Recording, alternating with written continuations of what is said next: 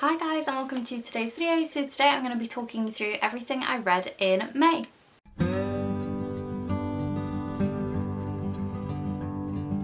So in May I read a total of 9 books and I read 3,324 pages. So according to my spreadsheet here that I'm looking at down here, I read 2 contemporary books, 1 dystopian, 2 fantasies and 1 humour book. And I gave 1 2-star, 1 2.5 star, 1 3-star, 1 3.5 star, 1 4-star, and 3 4.5 stars, and 1 5-star. So this month I actually read mainly books on my Amazon Fire tablet, so I don't have most of them to show with you here. I in fact only have 1 of the physical books to show you here. But I'm going to talk you through everything else that I read. So the first book I read was A Girl Online on Tour by Sugg, which is the second one in her Girl Online series. And this one I gave it 3 stars. I did like this book, but I didn't entirely enjoy it. Some aspects of the story didn't sit comfortably with me. If you haven't read it before, just like skip maybe like 30 seconds because there's just one thing that I need to say that will basically ruin some of the plot. But I felt really uncomfortable with the fact that an adult on Noah's management team was sabotaging a relationship between 2 teenagers. There was just something that didn't sit right with me in that, and I am aware that this kind of thing does happen in the music industry in real life, but it was just so covert and malicious the way in which he was sabotaging their relationship that it didn't sit comfortably with me. But I did enjoy the rest of the storyline, so I did give it 3 stars. The next book I read was You Know You Love Me by Cecily von Ziegesar, which is the second book in the Gossip Girl series. I gave this one 2.5 stars. It really wasn't a great book. I did enjoy it, simply because I'm familiar with the characters because of the TV show, but yeah, I wouldn't necessarily recommend it. I read them the first 2 because they had the first 2 on my library account and I was intrigued to see how it lined up with the TV show, which the first one did a lot, the second one not so much. This didn't have a familiar plotline to me, like the plotline in this one wasn't really familiar to me from the TV show, which I guess was nice because it meant I was reading something that I hadn't experienced before in a different medium. But yeah, it's very like cliche and not very believable, but I guess they're fun books anyway. The next book I read was The Flat Share by Beth O'Leary. And I gave this one a 4.5 stars. I really enjoyed this one. I thought it was a very unique storyline from a romance book perspective. It's about 2 people, Tiffy and Leon, who share a flat and they share a bed, but they've never actually met each other, and they communicate through post-it notes that they leave to each other in the flat. I just thought this was like really cute. It was a very different, as I said, like a different and unique way of telling a romance story.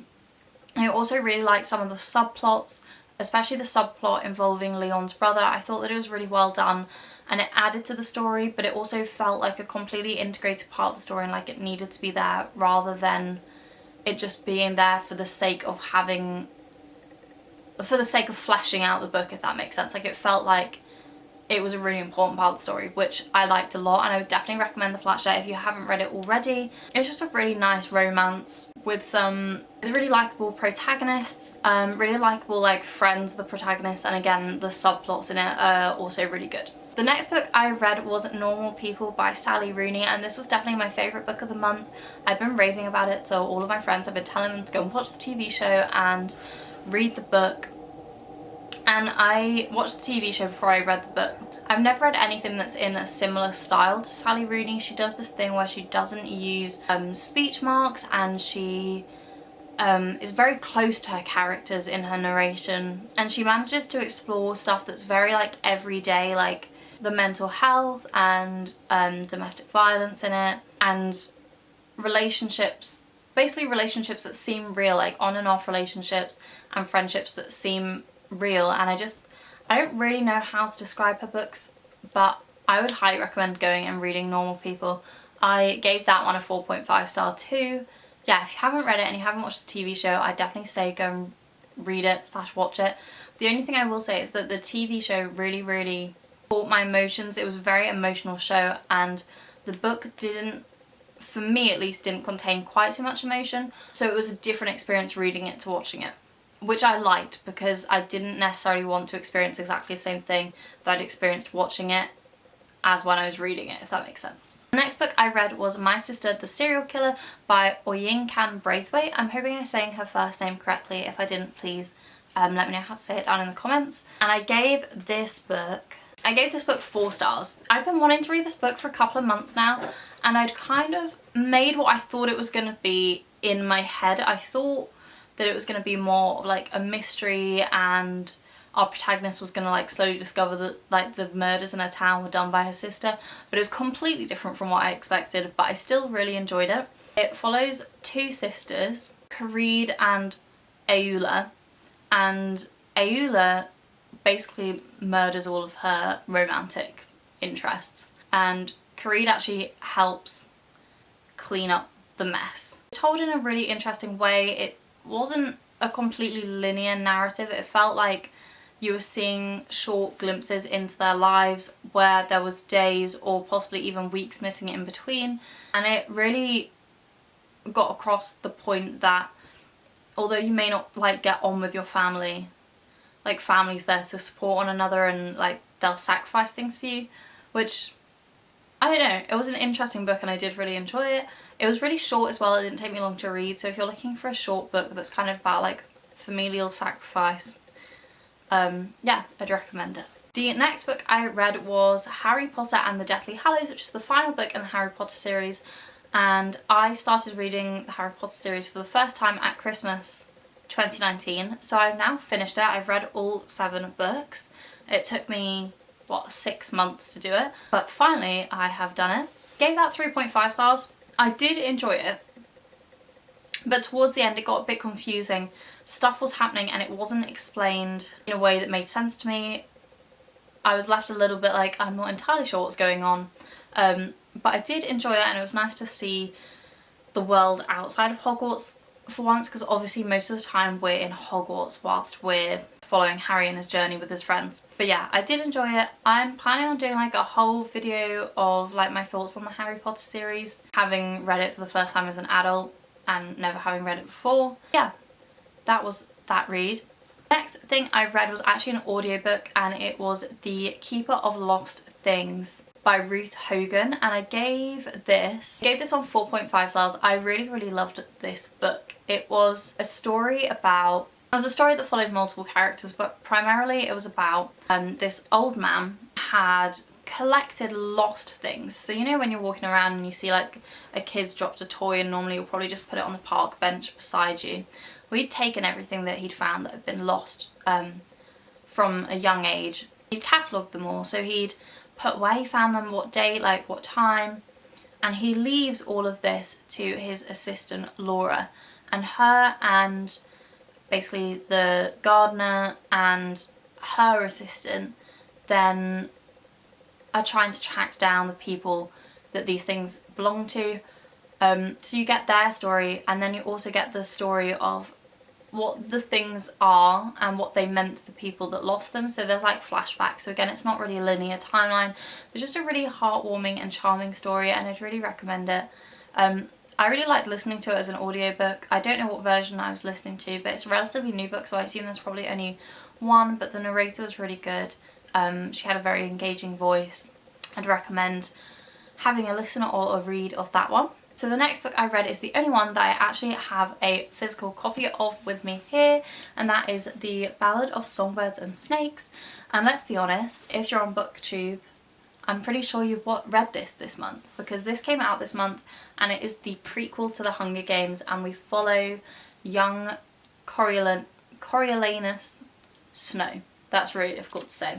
And it's set during the 10th Hunger Games, and Snow is a mentor. So that year the mentors were actually students from one of the schools in the capital, and you see basically where Snow comes from. He is from a very well-established family in the capital, but they lost all of their money during the war, and they're trying to hide this. They still live in their big apartment. He lives there with his grandma and his cousin. And you basically see what his motivations are and how he develops as a character and how he kind of descends into the person that we see in the Hunger Games trilogy, the original trilogy. Personally, I've seen a lot of people not liking Snow from the beginning of this book, and seeing how his motivations were all quite selfish. I'm not entirely sure that that resonated with me straight away. I actually kind of warmed him at the beginning because of his situation, but then towards the end you see where his real character starts to show, and yeah, by the end of it I didn't like him. I read this in like 3 days. It's quite a chunky book, to be fair. It's 517 pages.